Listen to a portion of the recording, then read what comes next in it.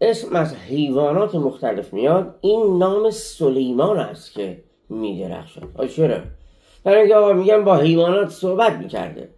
من طی تحقیقاتی که این 2-3 روزه انجام دادم دیدم که ایشون هیچ وقت با خرس و گرگ و پلنگ و شیر و این حیوانات درنده هیچ صحبتی نکرده. چرا؟ میترسیده. با چه حیواناتی صحبت کرده؟ با هتهت، با مورچه، با موریانه، با توتی، چه میدونم، با گربه. حالا اینایی که صحبت کرده میگیم قبول. آقا اون موقع کسی بوده مثلا گربه بدیم میو میو، اونم بوده میو میو. خب کسی دیگه نه جرأت داشته نه میتونسته بگه آقا این فلان شعره چی میگی، میو میگفتی، بعد میگم معنیش چیه؟ گربه گفته اینجور، توتیه گفته اونجور. بعد نه تنها هیچی که بلد نبوده، میترسیده. من رمزگشایی کردم و چی؟ از یکی از صحبت‌های سلیمان، آقا سلی، خب با مار. روزی ماره داشته میمده، خب سلیمان هم میمد یا شاخ میشن. ماره میگه فش فش، اینم یادش میگه نیش نیش، بعد میگه پش پش.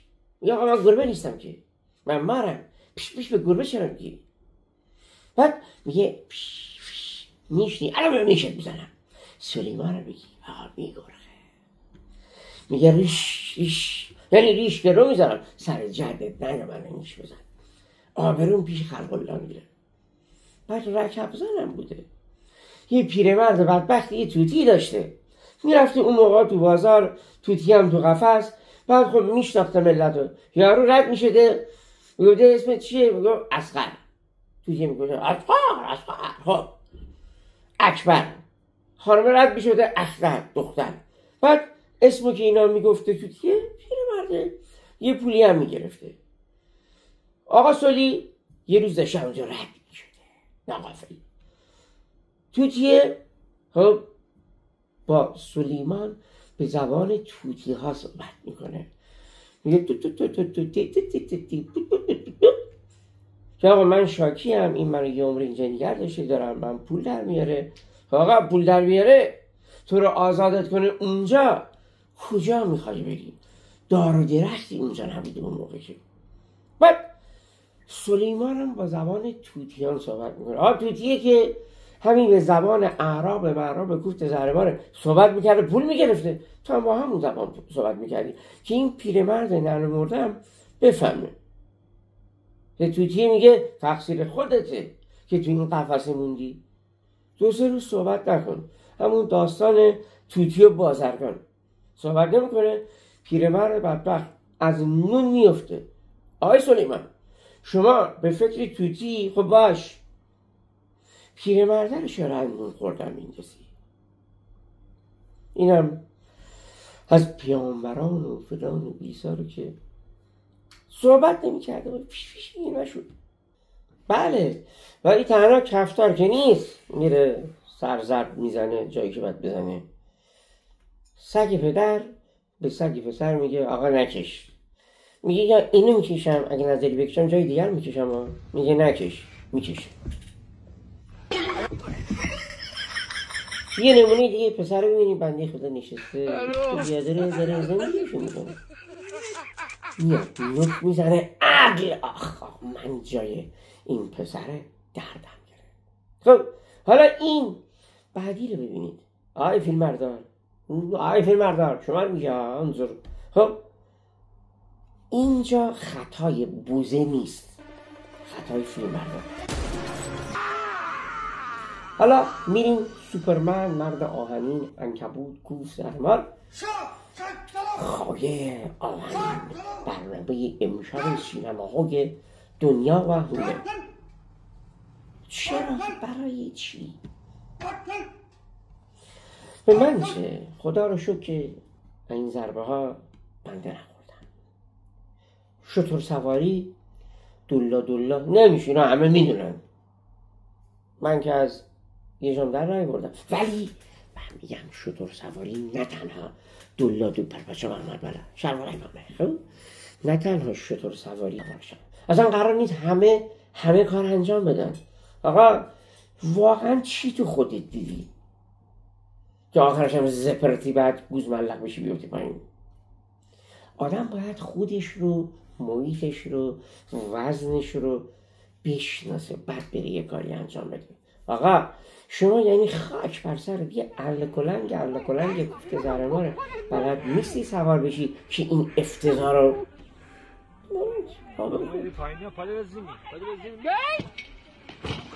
و اما میریم به سراغ چی؟ به سراغ سگ. سگ خیلی باهوشه. همه نوع سگ بسیار یکی از باهوشترین حیواناته که تعلیم میبینن، تعلیمشون میدن و همیشه سگ ها باید به حرف صاحبش گوش کنن. یکی سگشو تربیت میکنه که به نفعش کار کنه، مثل این چپ بزنش میکنه، سگش خبره است.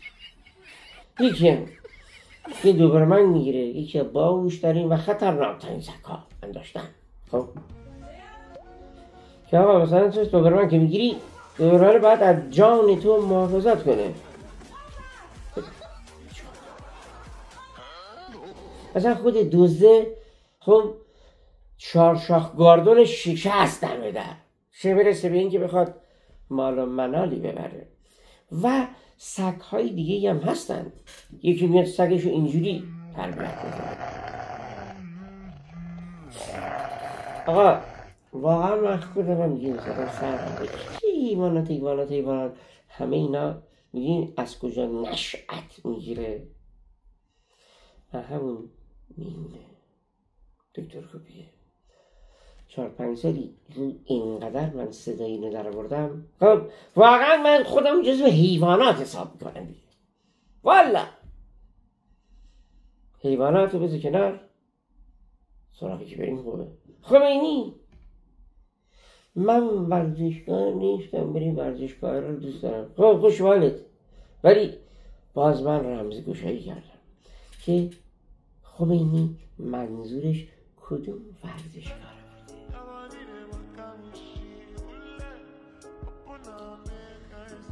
نامصب چه خوش سلیقه هم بوده، تو رو خدا بیا از این هم خوشت نیاد. لاتاریت برده، آی که رفتی گور مرگت به درک. و همیشه هم بازم رمزگشایی دیگه که کردم این بوده که طرفدار اسپانیا بوده خمینی. چرا؟ برای این برای همینه که تیم فوتبال اسپانیا تا اونجایی که من به خاطر دارم همیشه یک تیم فوتبال بسیار قدرتمند بوده. آقا من قطعه نخواهم که باشم 4 تا از اینا بیان هم تشویق کنن، پله و مارادونا و مسی و رونالدو همه رو میزنم جیبم، چرا نزنم؟ و میریم به سراغ چی؟ به سراغ باز هم یک ویدیوی کوچکی از هندوستان که این چند هفته پیش شده. آقا به نظر من شما به یه فیلم سوپر درست کنید، سکسی، ترتیب همدیگر رو بدید، خیلی بهتر از این کوفتیه که آخه چرا؟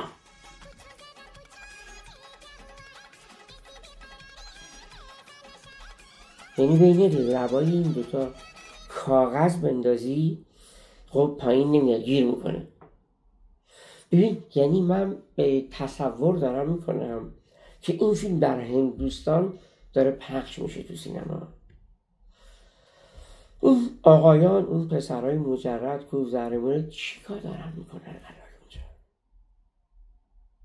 اونجا؟ من نه فضولم نه دخالت میکنم، حالا هر کاری که میکنن بکنن، هر کارم. ولی آخرین ویدیویی که خواهید دید اینی که آقا شما همیشه وقتی که تو ماشین میشینید به عنوان راننده، شاگرد، پشت، عقب، جلو، هر جا کمربند ایمنیتون رو ببندید. شما همیشه تو ماشین باید مراقب جون و چونتون باشید. بفهمید چون نیست که چون فدراسیونه. آقا واقعا دیگه امیدوارم که خوشتون اومده باشه و یعنی واقعا امیدوار بودم که این دفعه زنگی نزده. من که آقا من کارشناس میخوام، هیچی نمیخوام. داره میزنه الو چرا زنگ میزنی؟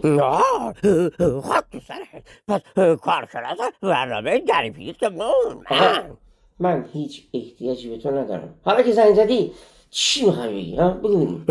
به تو رفتی نداره شکر. میخوام راجع به اسد صحبت کنم. بله. خب ببین همه دیگه میدونن اسد از ترس کونش خب دست زن و زار و زندگیشو برداشته گرفته رفته روسیه. پوتین چیه بهش پناهندگی داده. رفته پناهنده شده که شده. به توش مربوط. خب هر کی بخواد بره اونجا باید از تو اجازه بگیره. بعدش هم هیچ غلط نمیتونی بکنی.